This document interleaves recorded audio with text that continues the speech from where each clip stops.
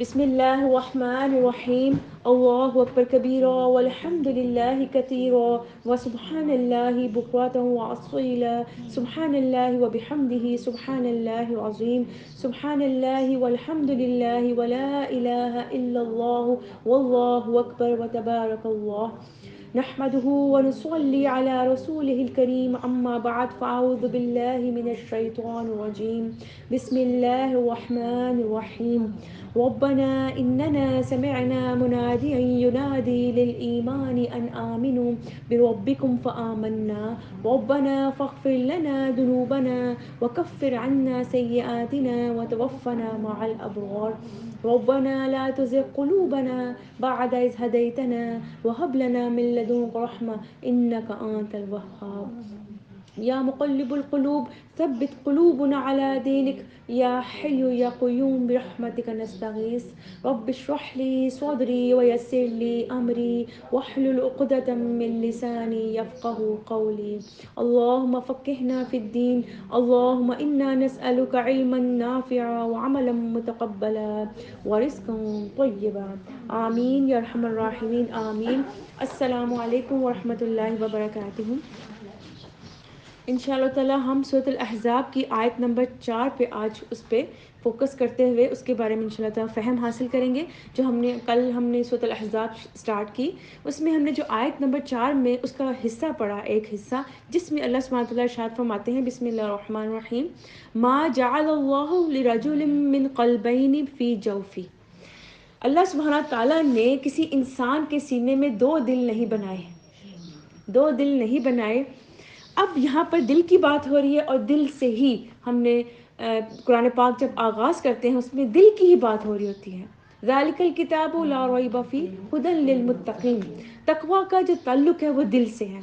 پچھلے درس میں بھی ہم نے اسی بارے میں دل کی جو نیت ہے دل کا جو جذبہ ہے اسی پر ہی ہم نے پچھلا درس بھی ہم نے فوکس رکھا کیونکہ دل سے ہی ایمان اٹھتا ہے دل میں ہی ہدایت کا نور بستا ہے.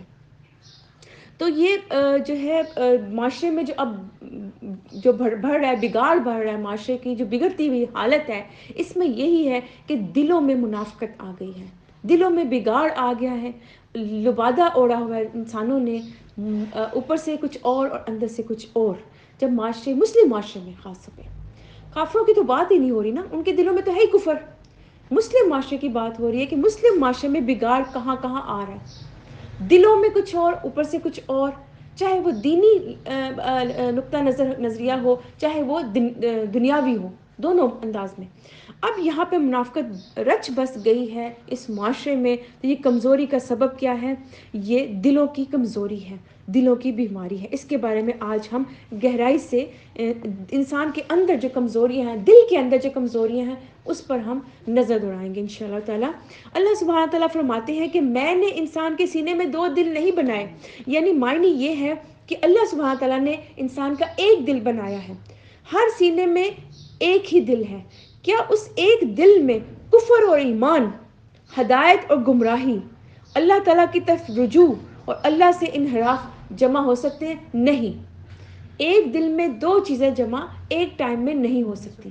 اللہ تعالیٰ فرماتے ہیں دو چیزوں کے لیے دو دل نہیں بنائے اور نہ ہی ایک دل میں دو چیزیں بس سکتی ہیں. یعنی ایک دل میں اپنے رب کا خوف رکھے ایک انسان اور دوسری طرف لوگوں کا خوف بھی سمایا ہو. انسان کا ایک دل اس میں وہ اللہ کا خوف بھی رکھے اور اسی دل میں لوگوں کا بھی خوف رکھے ایسا ممکن نہیں ہے. اللہ تعالیٰ نے ایک ہی دل بنایا ہے.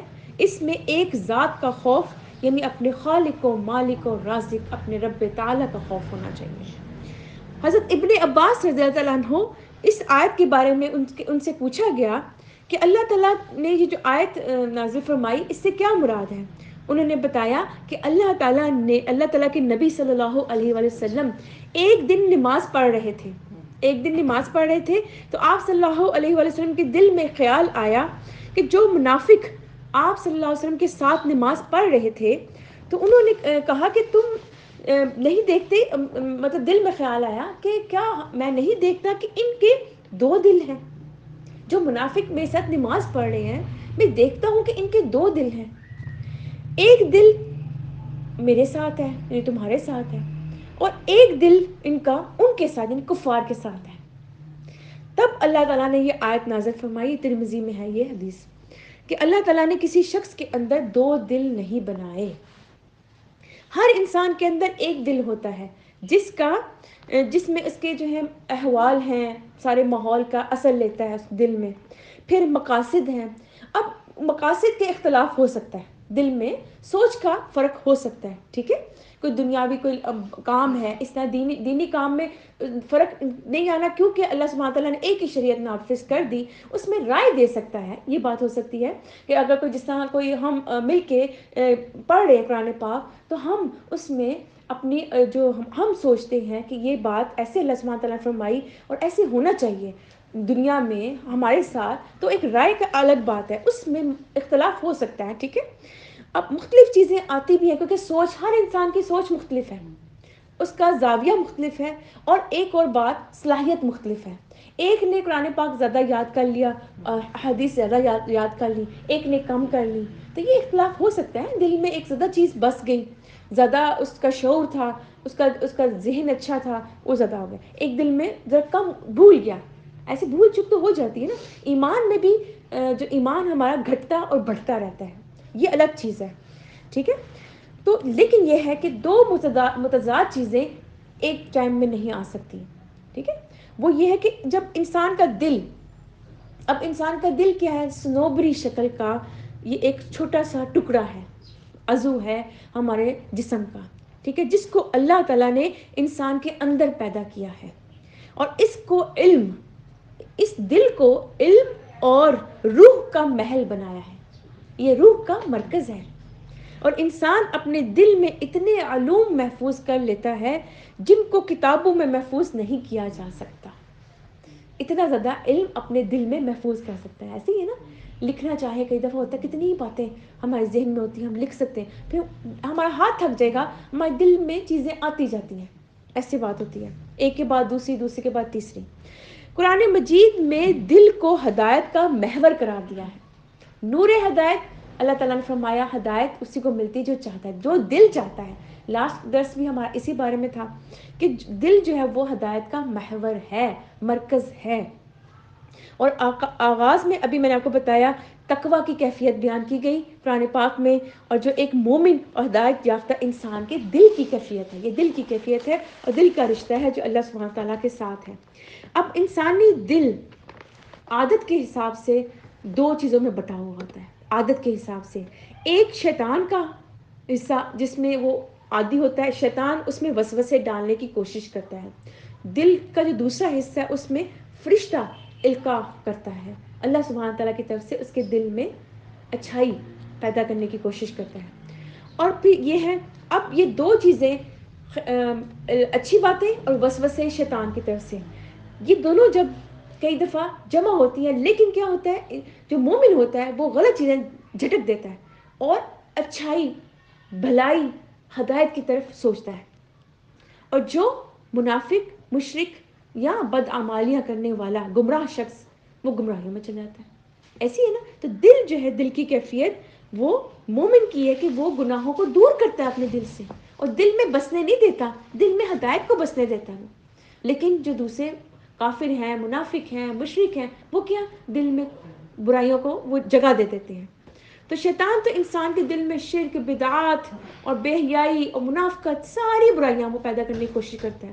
لیکن فرشتہ ان سب چیزوں سے باز رکھنے کے لیے وہ ہمیں القاء کرتا ہے, بار بار ہمیں یاد دلاتا ہے اللہ سبحانہ تعالیٰ کی توفیق سے.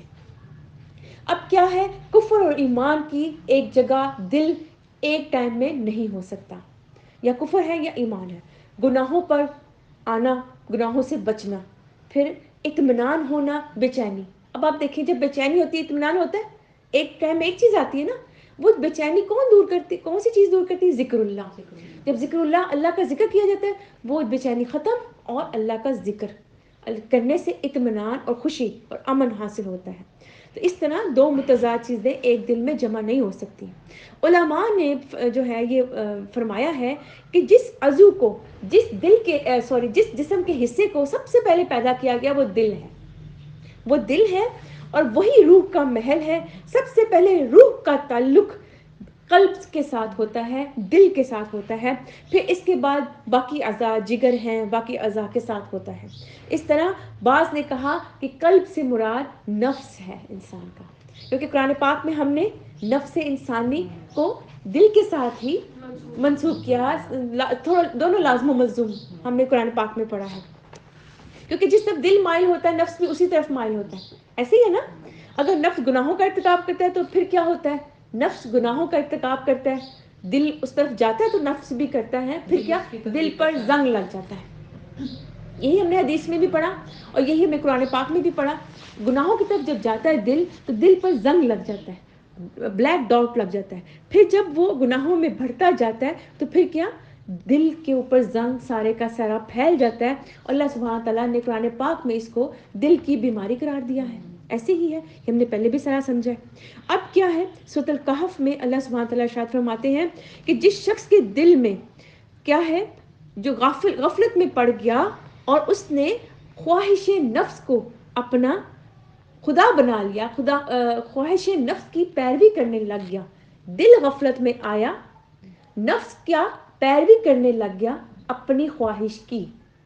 دونوں لازم و ملزوم ہو گئے. اللہ تعالیٰ فرماتے ہیں ایسے لوگوں کے بارے میں فرمایا کہ ان کے دلوں پر پردے آ گئے ہیں، ان کے دلوں پر پردے آ گئے اور وہ ہدایت کی طرف نہیں آ سکتے. جتنا مرضی نبی اکرم کو فرمایا آپ ان کو ہدایت کی طرف لانا چاہے نہیں، کیونکہ پردے آ گئے، ان کی دلوں میں بیماری ہے یہ. اب کیا اس کے بعد بھی فرمایا جا رہا ہے، سورۃ الکہف کے اینڈ میں تقریباً فرمایا گیا ہے کہ آپ کو میں خبر نہ دوں. اللہ تعالیٰ فرماتے ہیں کیا میں آپ کو خبر نہ دوں کہ خسارے کے لحاظ سے سب سے زیادہ لوگ کون سے ہیں؟ جو دنیا میں رہ کر اپنی دل کی مانتے ہوئے، نفس خواہش کی مانتے ہوئے، خواہش نفس کی مانتے ہوئے کام کرتے رہے اور وہ سمجھتے ہیں ہم بڑے کامیاب ہیں. اللہ تعالیٰ فرماتے ہیں قیامت والے دن وہ خالی ہاتھ لوٹتے ہیں اور ان کے نامہ اعمال خالی بالکل ہوں گے. تو یہاں پر ان کے بارے میں بتا دیا. اور ساتھ ہی اللہ سبحانہ تعالیٰ فرماتے ہیں کہ دل، جس کا دل اللہ کی یاد کی طرف لگا رہا، اللہ کو یاد کرتا رہا، ڈرتا رہا، جس دل میں تقوی، توکل، صبر اور خشیت الہی رہا، تو وہ نفس طمانیت، اطمینان کا نفس ہوگا، سکون محسوس کرے گا وہ نفس، اور سارا اس کا جو غم ہے، دکھ ہے، پریشانی ہے وہ دور ہو جائے گی. اور اگر چھوٹے موٹے کوئی گناہ سے ہو گئے وہ ختم، زائل ہو جائیں گے. جیسا کہ ہم نے قرآن پاک میں پڑھتے ہوئے سمجھا ہے کہ ہدایت کا مرکز دل ہے. بار بار ہم آیتوں میں پڑھتے ہیں دل کا ذکر ہوتا ہے، دماغ کا اس میں ذکر نہیں ہوتا، کیونکہ دل کی ہی ساری کیفیت بیان کی جاتی ہے، جبکہ سوچتا دماغ ہے، لیکن وہ سب تصدیق جو ہے وہ دل کرتا ہے اس چیز کی. تو دل کا درست ہونا ہدایت کے لیے کتنا ضروری ہے. نبی کریم صلی اللہ علیہ وسلم نے کیا فرمایا کہ جسم میں ایک ٹکڑا ہے، اگر وہ درست ہے تو سارا جسم درست ہے، اگر وہ خراب ہے تو سارا جسم خراب ہے. تو قرآن مجید میں اللہ سبحانہ تعالیٰ ارشاد فرماتے ہیں فَوَيْلٌ لِلْقَاسِيَةِ قُلُوبُهُمْ مِنْ ذِكْرِي، بڑی خرابی ہے ان کے لیے جن کے دل اللہ کی یاد سے سخت ہو گئے ہیں. بڑی خرابی ہے دل کا سخت ہونا. پھر کیا وہ ابھی جو ہم نے کہا دل کی بیماری، دل کا زنگ، دل کا سخت ہونا، یہ ساری اسی کیٹیگری میں آتی ہیں. اور دل ایک طرف ہی جھک جاتا ہے، کس طرف؟ برائی کی طرف. وہ انسان جس کے دل اور زبان نے کلمہ کا اقرار کیا. اب کلمہ کو انسان پڑھتا ہے، مسلمان ہے یا پیدا ہی وہ مسلمان گھرانے میں ہوا، تو وہ دل سے تصدیق ہے نا اس چیز کی، وہ کرتا ہے. پھر کس طرح اس کے دل میں شرک جگہ بنا لیتا ہے. ایک دل ہے جس نے توحید لا الہ الا اللہ کلمہ پڑھا، پھر شرک نے جگہ کیسے بنا لی؟ اللہ سبحانہ تعالیٰ سورہ یوسف میں ارشاد فرماتے ہیں کہ ان میں سے اکثر اللہ تعالیٰ کو مانتے ہیں، ان میں سے اکثر اللہ تعالیٰ کو مانتے ہیں مگر اس طرح کہ اس کے ساتھ دوسروں کو شریک ٹھہراتے ہیں. نبی کریم صلی اللہ علیہ وسلم نے فرمایا کہ جسے اس حالت میں موت آ گئی کہ وہ اللہ کے علاوہ کسی اور کو پکارتا تھا، آگ میں داخل ہوگا. کیونکہ اس کے دل میں شرک بس گیا تو اب توحید ختم ہو گئی. توحید اور شرک دونوں ایک جگہ نہیں رہ سکتے. اللہ سبحانہ تعالیٰ قرآن مجید میں سورۃ شعراء میں ارشاد فرماتے ہیں کہ کائنات کی کوئی چیز اس کے مشابہ نہیں. اللہ کے مشابہ، اللہ جیسی کوئی چیز نہیں کائنات میں، وہ سب کچھ دیکھنے والا اور سننے والا ہے. تو اللہ سبحانہ تعالیٰ کو ایک ماننا، اسی کی صرف عبادت کرنا، یہ توحید الوہیت ہے۔ مومن کے دل میں توحید کے ساتھ شرک نہیں بستا، نہ ہی ٹھہرتا ہے۔ تو قرآن مجید میں مومن کے دل میں توحید کو کیا کہا گیا؟ کس کے ساتھ مثال دی جو ابھی میں نے آپ کو بتائی تھی؟ شجرۃ طیبۃ، شجرۃ طیبۃ، یعنی ایسا درخت طیب، پاک درخت جس کی شاخیں، جس کی جڑیں مومن کے دل میں گہری ہیں اور جس کی شاخیں آسمان تک جاتی ہیں۔ اتنا مضبوط یہ توحید کا شجرۃ طیبہ ہے، اس کا دل اتنا توحید پر قائم ہے۔ ایک مومن کے ایسا دل ہونا چاہیے۔ نبی کریم صلی اللہ علیہ وسلم نے فرمایا، کہہ دو میں اللہ تعالیٰ پر ایمان لایا، پھر اس پر ثابت قدم رہنا ہے۔ دل کو اب ثابت قدمی کے لیے دعا بھی کرنی ہے اور کوشش بھی کرنی ہے۔ یا مقلب القلوب ثبت قلبی علی دینک، اے دلوں کو پھیرنے والے ہمارے دلوں کو دین اسلام پر ثابت قدمی عطا فرما، کیونکہ دل ایک ہی ہے۔ صحابہ کرام نے جب فرمایا نبی کریم سے کہ آپ کیا ہمارے دل میں کوئی خرابی دیکھتے ہیں، کچھ کمی دیکھتے ہیں ایمان کی، تو نبی کریم صلی اللہ علیہ وسلم فرمایا نہیں، لیکن دل کے اوپر کیا، وہی ابھی ہم نے جو دیکھا کہ شیطان بھی مسلط ہے نا ایک، تو جب شیطانیت کی طرف انسان جانے لگتا ہے تو دل ایک ہی ہے تو اس طرف لڑک جاتا ہے۔ تو اللہ سبحانہ تعالیٰ اس کے دل کو، اللہ تعالیٰ کی دو انگلیوں کے درمیان دل ہے انسان کا، وہ پھر اس طرف اس کو موڑ دیتے ہیں جس طرف انسان چاہنے لگتا ہے، جو چاہت اس کے دل میں بس جاتی ہے۔ یہ بات یہاں پہ یہ آ رہی ہے۔ تو یہاں پر اللہ سبحانہ تعالیٰ ارشاد فرماتے قرآن پاک میں، فَاعْبُدِ اللَّهَ مُخْلِصًا لَهُ الدِّينَ، تم اللہ تعالیٰ ہی کی عبادت کرو، بندگی کرو، دین کو اسی کے لیے خالص کرتے رہو۔ یہ خالص کرنا ہمارے دل میں، یہ ہماری کوشش پلس دعا ہونی چاہیے ایک مومن کی۔ اللہ سبحانہ تعالیٰ کو ہمارے دل کا اخلاص درکار ہے۔ یہ خالص پن جو دل کا ہے نا، اسی سے ہی ہمارے تمام صغیرہ گناہ بھی چھوٹے چھوٹے جو ہم سے جانے میں ہو جائے وہ اللہ تعالیٰ معاف فرماتے ہیں۔ ہمارا دل کا ایمان خالص ہونا بہت زیادہ ضروری ہے۔ جس دل میں توحید کے ساتھ شرک کی چھینٹ بھی پڑ جائے، چھینٹ بھی شامل ہو جائے، اس کے سارے نیک اعمال برباد ہو جاتے ہیں۔ اس لیے دل کا خیال رکھنا کتنا ضروری ہے۔ ہم اس دل کے لیے خوراک میں خیال رکھتے ہیں، ڈاکٹر ہمیں کہتے ہیں دل کی کیفیت آپ کی ایسی ہے، آپ چکنائی نہ زیادہ لیں، آپ واک کریں، آپ زیادہ جو ہے وہ ہیوی کھانا نہ کھائیں، رات کو یہ کھائیں، صبح یہ کھائیں۔ کتنا خیال رکھتے ہیں کہ ہمارا دل صحیح کام کرتا رہے، ہماری زندگی صحیح ہماری رہے۔ کبھی ہم نے یہ سوچا کہ ہمارے دل کو جو درکار چیز ہے، جس نے اصل آخرت میں اس دل نے جو گواہی دینی ہے، اس دل میں جو بسی ہوئی چیزوں کا حساب ہونا ہے، اس دل میں کیا ہم نے بسایا ہے؟ جو مرکز ہے جس میں ہم نے بسیرا ڈالنا ہے، کن چیزوں کا؟ توحید کا، دین شریعت کے احکامات کا، اللہ کے رسول کے احکامات کا، اس کو بسیرا بنانا ہے۔ تو یہ تو بڑے شرک کی بات ہو رہی ہے نا کہ چھینٹ بھی پڑ جائے، اور چھوٹے سے چھوٹا شرک جس کی چھینٹ وہ بھی اس میں شامل ہے، وہ کیا؟ یعنی شرک اصغر۔ نبی کریم صلی اللہ علیہ وسلم نے فرمایا تمہارے لیے سب سے زیادہ نقصان دہ اور خطرناک چیز شرک اصغر یعنی ریاکاری ہے، یعنی جس کی طرف انسان کا ذہن بھی نہیں جاتا اور شرک کر بیٹھتا ہے، اور شرک کا جو تھوڑا سا بھی حصہ دل میں چلا گیا تو کیا ہوا؟ دل میں جو بسے ہوئے سارے جو نیکیوں کے چیزیں ہیں اور جو کی ہیں انسان نے، وہ ساری برباد ہونا شروع ہو جاتی ہیں، کیونکہ انسان ایک کے بعد دوسرا، دوسرے کے بعد تیسرا، اس کو شرک سمجھتا ہی نہیں، کرتا جاتا ہے۔ اس میں سب سے پہلے ریاکاری آ جاتی ہے۔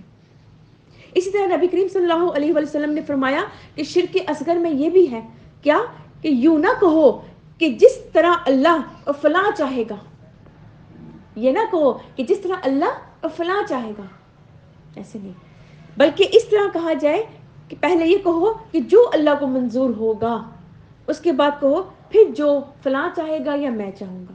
پہلے سب سے پہلے اللہ کو جو منظور ہوگا، اللہ تعالیٰ جس طرف میری رہنمائی فرمائے گا میں وہ کام کروں گا یا وہ کرے گا، یہ بات کرنی چاہیے۔ اگر ہم کہیں نہیں میں نے کیا یا فلاں نے کیا اور پھر کاش یہ ہو جاتا، یہاں پہ شیطان کا عمل شروع ہو جاتا ہے، وہ ہمارے دلوں میں وسوسے ڈالنا شروع ہو جاتا ہے۔ یہ شرک اصغر کی تھوڑی سی مثال ہے جو شروع ہو جاتی ہے۔ یعنی مومن کے دل میں توحید کے ساتھ شرک نہیں، نہ شرک اکبر اور نہ ہی شرک اصغر کی کوئی گنجائش ہے۔ توحید کو ہر قسم کے شرک سے اور بدعات سے پاک ہونا چاہیے۔ اب بات ہو گئی شرک کی اکبر اور اصغر، اس کے بعد آ جاتا ہے بدعات۔ اس کی بھی کوئی گنجائش نہیں ہے، کیونکہ بدعات جو ہے وہ جہاں آتی ہیں وہ بھی نیک اعمال کو برباد کر دیتی ہیں بدعات. تو بدعات کیا ہے؟ رسول اللہ صلی اللہ علیہ وسلم کے احکامات، ارشادات اور سنت سے ہٹ کر کوئی کام کرنا ثواب سمجھ کر، یہ بدعات ہے. اس کے بارے میں بار بار قرآن مجید میں ارشاد فرمایا گیا، اے ایمان والو تم اللہ تعالیٰ کی اطاعت کرو اور رسول اللہ صلی اللہ علیہ وسلم کا کہنا مانو اور اپنے اعمال کو برباد نہ کرو. یہ بربادی کی یہی چیزیں چھوٹی چھوٹی جن کو ہم دل میں جگہ دیتے ہیں. سورۃ الحشر میں اللہ سبحانہ تعالیٰ ارشاد فرماتے ہیں، اور جو کچھ رسول تمہیں دے صلی اللہ علیہ وسلم وہ لے لو، اور جس چیز سے وہ تمہیں روک دے اس سے رک جاؤ. یہ ہے نبی کریم صلی اللہ علیہ وسلم کی اطاعت. سورۃ الحجرات میں اللہ سبحانہ تعالیٰ ارشاد فرماتے ہیں، اے ایمان والو اللہ اور اس کے رسول سے آگے پیش قدمی نہ کرو. اسی طرح سورۃ آل عمران میں اللہ سبحانہ تعالیٰ ارشاد فرماتے ہیں، اے نبی صلی اللہ علیہ وسلم لوگوں سے کہہ دو کہ اگر تم حقیقت میں اللہ سے محبت رکھتے ہو تو میری پیروی اختیار کرو. اللہ تم سے محبت کرے گا اور تمہاری خطاؤں سے درگزر فرمائے گا، وہ بڑا معاف کرنے والا رحیم ہے. بے شک چونکہ یہاں پہ کیا ہے، جو انسان اب دین اسلام قبول کرتا ہے، جو مسلمان ہے، اس کے دین کو ہر قسم کے شرک سے، اس کے دین کو، اس کے دل کو ہر قسم کے شرک سے، بدعات سے پاک ہونا چاہیے، اور اس میں کسی دوسرے مذہب کی مشابہت بھی نہیں ہونی چاہیے. شرک و بدعات کے بعد اب کیا بات آ گئی؟ دوسرے مذہب کی مشابہت نہیں ہونی چاہیے. دین اسلام ایک مکمل دین ہے. ایک مسلمان، ایک مومن کے دل میں خالص اور مکمل یہ دین ہونا چاہیے. اس دل میں اسلام کی جگہ ہونی چاہیے، دوسرے مذہب کی جگہ نہیں ہونی چاہیے. دوسرے ادیان، دوسرے جو سارے دین ہیں، جو سارے مذہب ہیں، ادیان تو نہیں، وہ مذاہب ہیں سارے، ان کی آمیزش دین اسلام میں نہیں ہونی چاہیے. کیونکہ اللہ سبحانہ تعالیٰ قرآن مجید میں ارشاد فرماتے ہیں کہ الیوم اکملت لکم دینکم، آج میں نے تمہارے لیے دین اسلام کو مکمل کر دیا اور اپنی نعمت تم پر تمام کر دی، اور تمہارے لیے اسلام کو تمہارے دین کی حیثیت سے قبول کر لیا.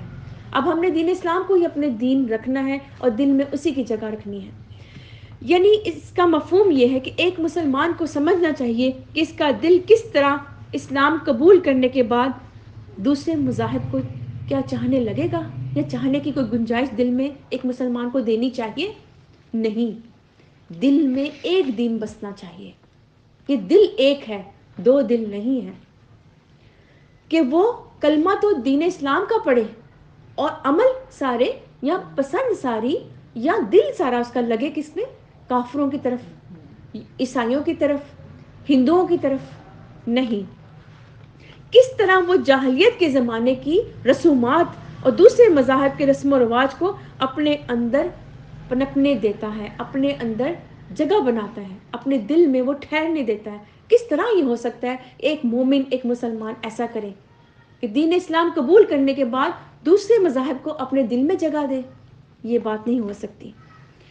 تو یہاں پر جس شخص کا ظاہر اللہ کے حضور جھک گیا مسلمان ہو گیا، جس نے کلمہ پڑھ لیا مسلمان ہو گیا.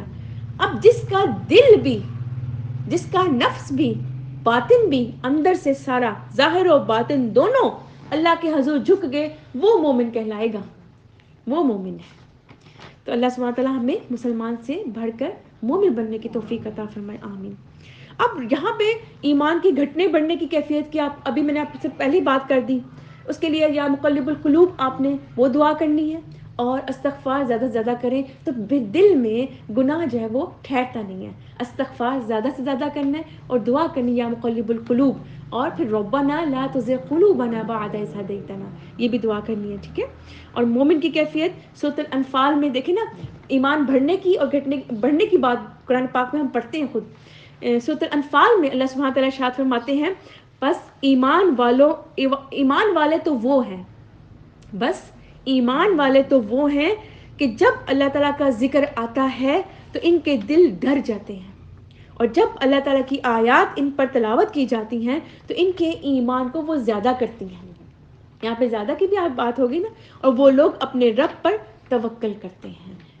تو یہ زیادہ ایمان جن کا ہوتا ہے، اللہ سبحانہ تعالیٰ ایسے لوگوں میں ہمیں شامل فرمائے، اور بار بار ہم اپنے ایمان کو زیادہ کریں، ہم اللہ سبحانہ تعالیٰ کی طرف اپنے دلوں کو لے کر جائیں، ہم اللہ تعالیٰ ہمارے دلوں کو خالص توحید پر تا حیات قائم رکھے، ہمارے ایمان کو ہر قسم کے شرک سے، نفاق سے، ریاکاری سے، تکبر، حسد، ہر قسم کی اخلاقی اور اعتقادی خصلتوں سے جو ہمارے پاک رکھے، ہمارے دلوں کو مضبوطی عطا فرمائے، ایمان کی مضبوطی اور نور ہدایت سے ہمارے دلوں کو منور فرما دے، اور عمل صالح میں ثابت قدمی ہم سب کو عطا فرمائے، اور ہم سب کو جنت کا حقدار بنا دے، جنت کا باسی بنا دے، اور جنت الفردوس ہمارے نصیبوں میں لکھ دے یا رب العالمین یا ارحم الراحمین۔ ہمارے دلوں کو ایمان کی مضبوطی، خالص توحید پر قائم رکھتے ہوئے اس دنیا سے رخصت ہوتے ہوئے کلمہ شہادت زبان پر نصیب فرمائیے گا، اور اس دنیا سے رخصت ہوتے ہوئے شہداء، صدیقین اور صالحین میں شامل فرمائیے گا، آمین یا ارحم الراحمین۔ وآخر دعوانا ان الحمد للہ رب العالمین، وصلی اللہ علی خیر خلقہ محمد وعلی آلہ واصحابہ اجمعین برحمتک یا ارحم الراحمین۔ سبحانک اللہم وبحمدک ونشہد ان لا الہ الا انت نستغفرک ونتوب الیک، آمین یا ارحم الراحمین، آمین۔ السلام علیکم ورحمۃ اللہ۔